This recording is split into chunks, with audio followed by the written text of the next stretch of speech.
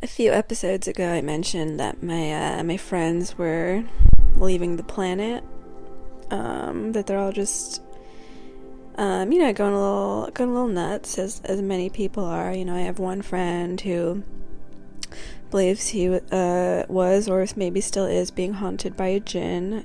If you're a patron, which you should be, then you know that story.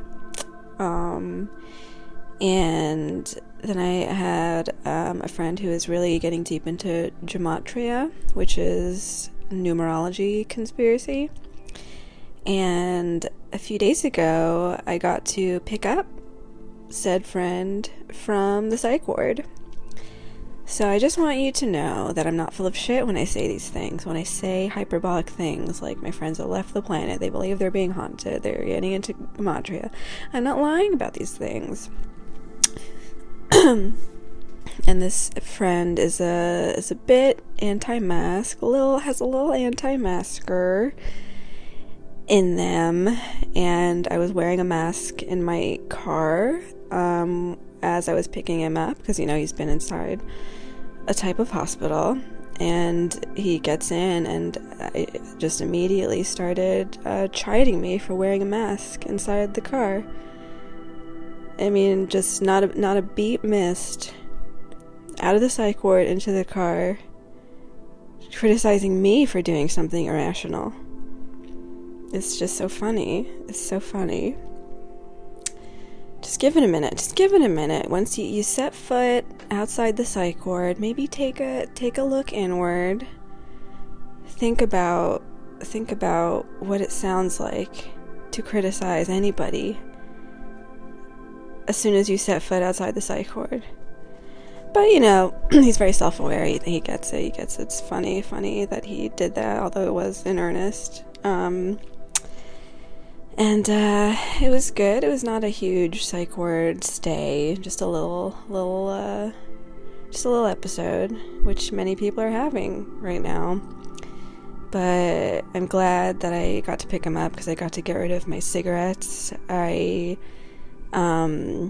I got a little bit into cigarettes during the quar, just out of boredom, just, pick up a new hobby. I would only have half of one once every few nights on an evening stroll. It was a nice activity, take a little stroll, have half a cig. Mostly they were just giving me anxiety attacks.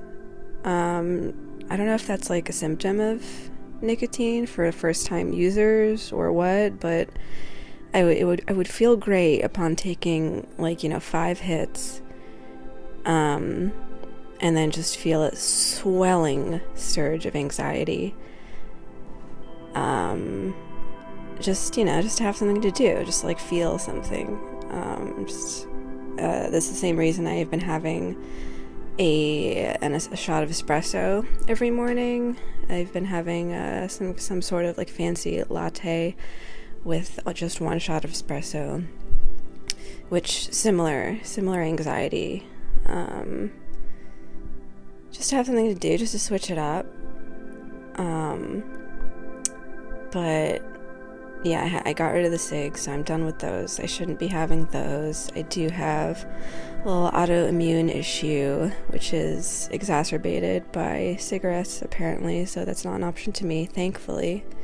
I've never been addicted to anything. I've never had any real vices, so I wasn't worried about getting addicted to them, but it's just not a great thing to do for anybody. I already enjoy drinking, which I've also haven't really been doing. I was mainly drinking just, because I'm a comedian, and for about 7 years you get paid in drink tickets. So I'm not just going to leave unpaid. I'm going to have those drinks. And that would just became a little habit, 2 drinks almost, maybe every other night on average. And then on Twitter the other day, they announced alcohol is a carcinogen, which I never really thought of it that way. Obviously, it's unhealthy and can lead to things like liver issues and cancer. But to think of it as a general carcinogen, that wasn't really in my mind. And so now I've been thinking about cutting back on that. I am drinking gin right now, just because I already bought a bottle, and I have my mug it has a little eggnog like drawing on it. It's a set of mugs, and each one has like hot chocolate or eggnog, or so I'm drinking my gin and diet Pepsi, because that's all we have outside of the eggnog cup, throwing the scent off for Mother. She thinks I'm drinking eggnog. Who drinks eggnog? Dumb bitch. She has no idea. She actually doesn't care anymore. She knows I came home with a jug of pink gin, so I think she gets it. She's really chilled out, but I've talked about that already. I'm trying to convince my friend who lives in Brooklyn to just move back home, because her parents' house is just a few blocks away from mine, where I'm staying now. And so I'm really just trying to have a friend in the area, to have a mall buddy to do laps with me at the mall, because it's too cold outside now to do laps at the park. I'm trying to convince her. Yesterday, I'm talking to her for hours. She's like, it's just so dark here in the city. You can even feel the darkness and the small talk. You have small talk with people at shops and in the building. She said she was in her elevator, and a Spanish guy came on, and he was just being nice, like, ¿Cómo está? She's like, bien, ¿y tú? He goes, muy mal, which means very bad. He goes, muy mal, but I'm still alive, I guess. And then gets out of the elevator. Can you imagine? This is the level of small talk people are at now, actually saying how they really feel. That's how dark it is in New York City. People are being honest. It's just so brutal. Muy mal, but I guess I'm still alive. I don't want to be alive after hearing that. Oof. And she's like, it's just like that everywhere, She was like talking to her florist, and her florist is going off about how the kids in cages at the border are gonna never have a history or parents or a sense of self, because they're just gonna grow up with no identity and all this shit. Like, oh my god, you're a florist. You should be like whimsical. You play with plants for a living. And even the florists have been taken down. It's she said it's just a dark vibe like that everywhere. And I'm like, well, just why are you paying almost $2,000 to live in a dead city alone in an apartment that you've already had bed bugs and roaches? She just moved into this place, and she's caulking. She posted an Instagram story where she has a gas mask on. She's caulking. You shouldn't be caulking for $2,000 a month. And I'm like, just come home. She's like, well, I'm not like you. I can't just mentally partition myself from my parents. You can just lie to your mom about everything and just live your life and just not be judged. I can't do that. I have to be honest with my parents, and I just can't handle their judgment. She's gay, by the way, so that's what she's talking about. She's has traditional Asian parents. So, and that's costing her $2,000 a month, carrying what her parents think as an adult woman. It's just so wrong. I mean, I know everyone can't be like me, not everyone can just shut off emotions completely when it behooves you. That's like a special skill of mine. I can shut anybody out. It scares me sometimes when I think about how quickly I'm able to just sever ties mentally with people who I feel have betrayed me. I did it recently. I had to cut somebody out because of a betrayal. I don't know. I wonder if that's a symptom of something. It sounds, I guess, maybe sociopathic, but I don't think so. I'm sure, sometimes I'll just burst into tears, just because, I'm burying things like that, just a ghost of somebody that I cut off will just, appear in my brain, and I'll start crying. And, so I don't think it's sociopathy, That hasn't happened in a while. I haven't had a burst into tears in a while. Surprising, since that's what everyone's doing now during the core, but I seem to be immune to it.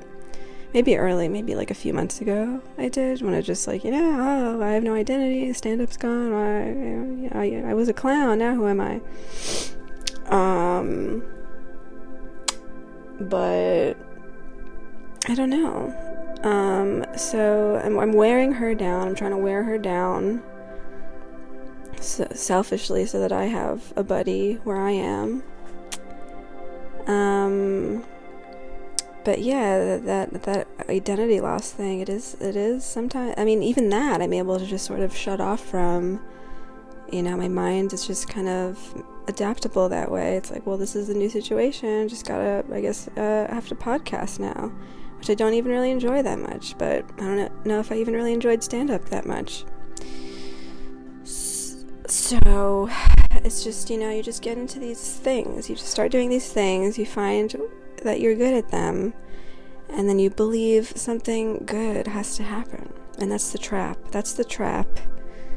that the entertainment business laid for me, where if, I just wish I was mediocre, I just wish I was less talented, if I was any less talented at the beginning of the pandemic, I just would have been out. I would have just enrolled in coding, I would have went to coding boot camp, I would have brushed up on my Japanese, and just embraced a well-paid livelihood like a rational person.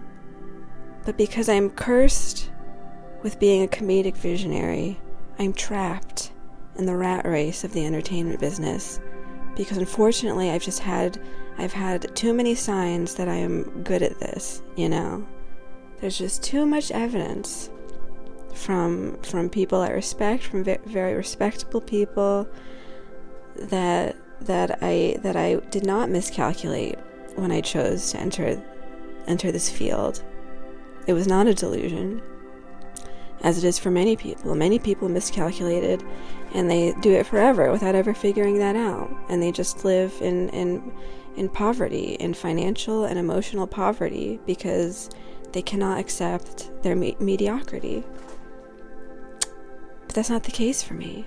I wish it was, so that I could just let go of this shit. So I could let go of it and just chill. Just chill and contribute to the world in some other way, in a probably more meaningful way. But again, I'm cursed with the gift of hilarity. As you can see from this very, very funny podcast episode. I don't know, guys. I need more motivation. I complained, like 3 episodes ago about not having the daily dose of validation from stand-up. It's very hard to find the confidence to go on these rants alone in my childhood bedroom. But it's all I have right now. And you guys could help by subscribing for $5 a month to my Patreon. Is that so hard? What's wrong with you? What's wrong with you? Listening to this right now for free? Why do you think you deserve that? What, are you Islamophobic? You have a phobia of paying Muslims $5 a month? That's what I have to assume. I'm going to find the data, the user data, on each and every one of you who listen to this and are not subscribed to the Patreon, and I'm going to publicly out you as Islamophobes. Because that's what it is now. That's the only way people ever do what's right now, which is to be threatened and publicly shamed as a bigot. That's how the world works now. Those are the rules. I'm sorry. I didn't make them. I don't want the world to be like this. I just wanted my talent recognized, despite my identity, despite that I have a pussy, despite that I used to praise Allah. Just for being funny, that's all I wanted. Just some respect for being a talented writer and having a unique perspective. And that's not what anyone cares about anymore, okay? Okay? They care about being threatened for being an Islamophobe. That's how you get work now. That's how you get anything now.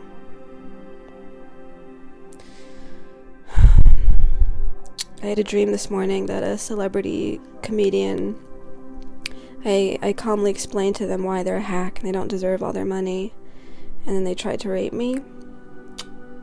I'm not going to mention which comedian, but it was a very realistic dream. I was mad. What's the point of having a dream like that? That's just like reality. Stupid subconscious. I should be dreaming about like flying, something that's unrealistic. Not being raped by a comedian. Why waste time with something that's very likely to happen?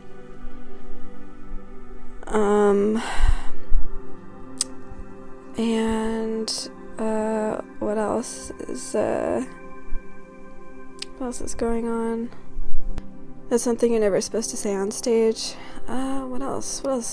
So what else do I have? What was I going to talk about? Those are dreaded lines. You're not supposed to say that. If you say that on stage, that means you're done. It means get off stage. You have nothing else to say. You didn't prepare. You're done. And here I am saying it on a podcast.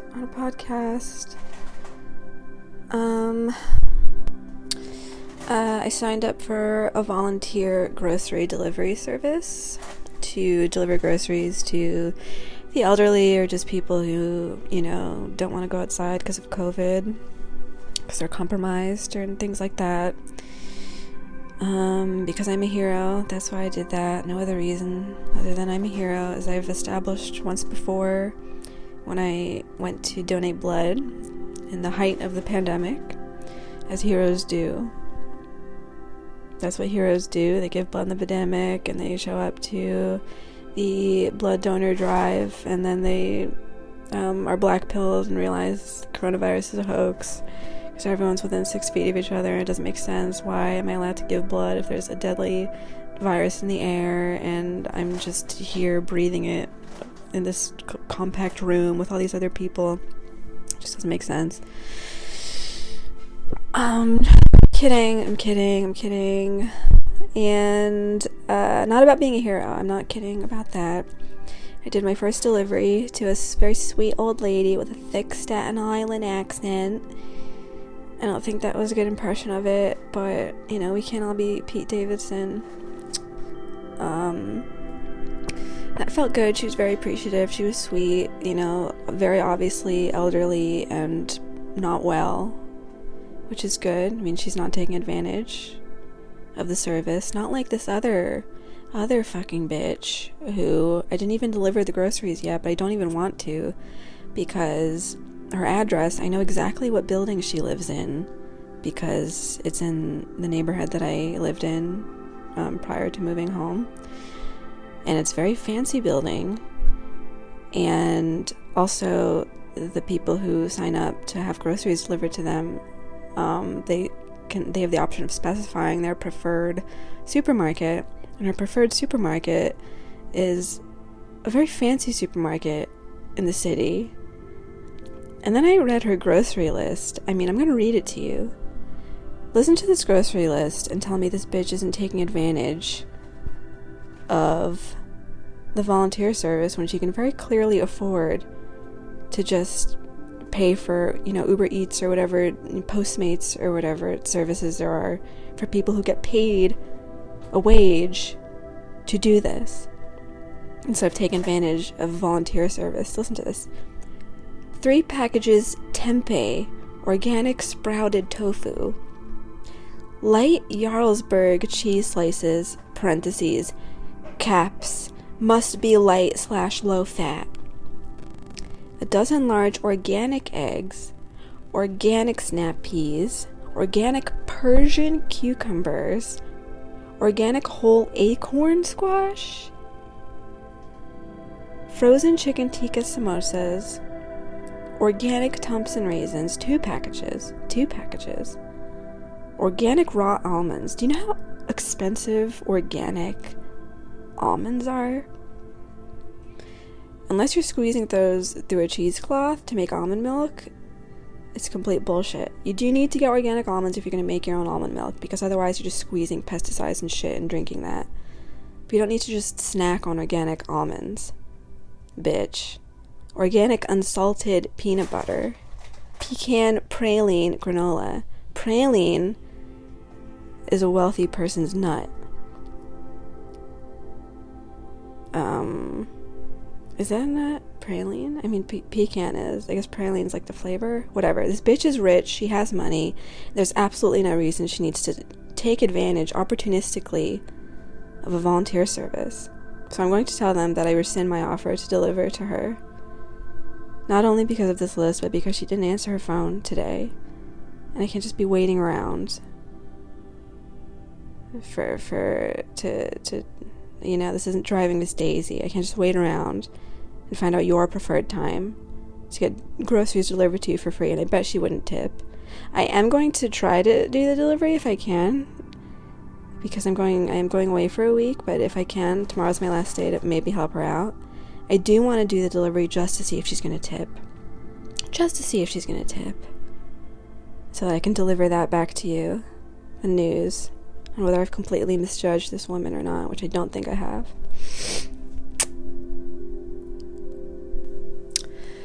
I would like to remind you that this podcast remains unadvertised. Unadvertised podcast. If you have found this podcast, you found it because when I first started, I posted about it once, maybe twice. Once on Twitter, and then I retweeted it maybe a month later.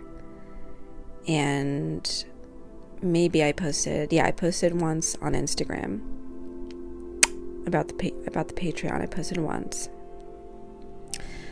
So you're among a very select few if you're listening to this. It's a very tight-knit community over here and over on Patreon. You're part of something very special. And I just urge you to show your gratitude by signing up for the Patreon. Okay, I know that everyone has a misguided image of like what someone with a blue check mark has going on in their life. Please don't get it twisted. Okay, first of all, I only have a blue check mark on Instagram. I do not have a blue check mark on Twitter, where people get work, where people can just stumble into writers' rooms because they have sassy tweets that go viral because they're just broad enough to appeal to the morons on Twitter, but specific enough to be amusing to them, where they're like, oh my god, that's me, oh my god, I can't believe that's me, I have to retweet it. Yeah, it's you because it's hack, because it's broad and it's hack and it's not funny and you're an idiot. So I don't have a blue check there to stand out and win the lottery and start making money.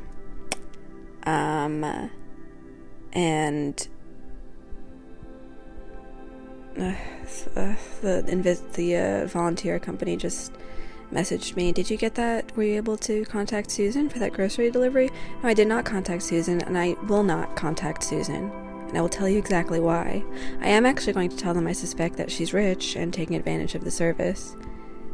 And they'll probably be like, we're just out to help whoever. We don't really judge based on... Well, you should. You should judge based on income. Everybody who signs up for the service should have to include their income, their capital gains, their real estate ownership before I get into my car and use my gas. Okay, put wear and tear on my tires.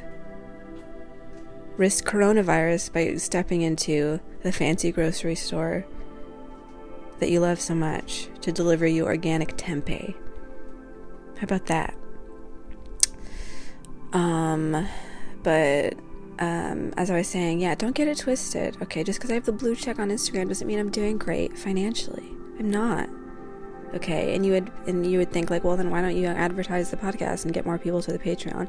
Because I can't promote myself.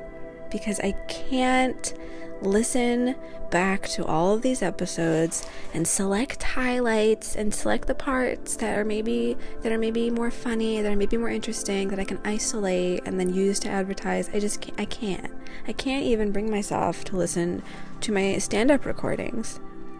I would rather die. And so, I mean, if you don't want to sign up for the Patreon, maybe you can sign up to volunteer. Maybe you can do a little volunteer work for someone who doesn't live in a luxury condo and has a preferred supermarket to get organic Thompson raisins, maybe you could volunteer to tell me timestamps of these episodes of things maybe I could highlight and advertise the podcast with, and then I won't have to go on Twitter and call you all Islamophobic for not patronizing the podcast. How about that? How about that as a counteroffer to me doing the work of building a brand and building my own business on the internet, okay? Artists don't do that, okay? Artists don't make money. Visionary artistic geniuses, we don't make money. We die alone and poor.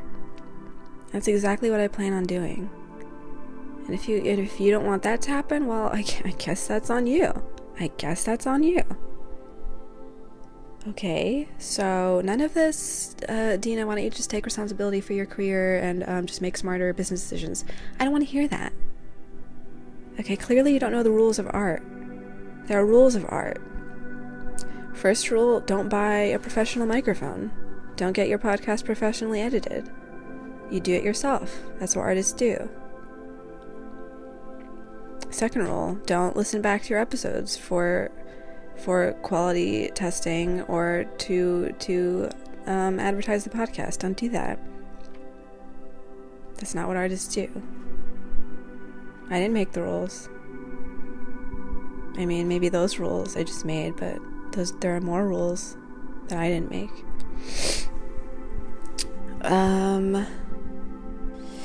Me and Sammy Bernowski, who is my prank call partner. If you've seen the Jesus prank call or the IKEA prank call that I posted online, we're reaching new heights. We're pushing the limits of prank calls. The other day we did a prank call and I told Sammy to tell the guy that he recently murdered someone. And, you know, the wonderful thing about Sammy is he'll just do anything. He'll say and do anything, which makes him an ideal comedian generally and prank person. You know, I come up with the ideas and he executes them. And in this case, he told a stranger that he executed another human being. And it was just such a wild, just 20 minutes of pure magic, where this guy on the phone was the ideal prank collaborator, where he was just down for anything. I mean, yes, when Sammy said, I recently murdered someone, he did have a small moment of pause, just the smallest moment of, is this a prank? And Sammy, of course, you know, said no.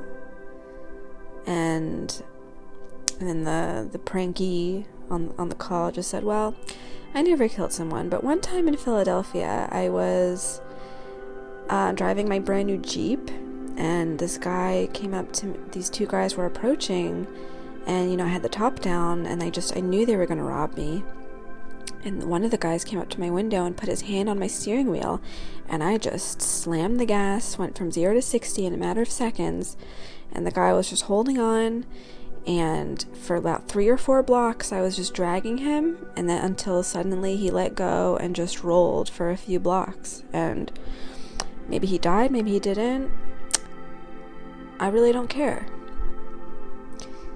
And I mean, that's the magic we're looking for when we do these prank calls. We're looking for someone to just join us in a little world of madness for a few moments. And if you're a patron, you get to hear that call. And if not, then I don't know what to tell you. I guess you don't know shit if you're not on the Patreon. I want to apologize. I think I've been aggressive about the Patreon this episode, which I'm usually not. I usually don't even mention it. And the truth is, you know, I appreciate all of you who are listening, who continue to listen, despite me being late on the episodes, despite me not really advertising or telling you which day I'm going to release these, kind of just doing this at my whim, when I feel good enough to do it. And the truth is, I appreciate you, whether you're a patron or not. If you're not a patron, I do appreciate you. I do not respect you. I believe you're stealing art from artists in a very difficult time. But that's okay, because we can't all be heroes. Like me.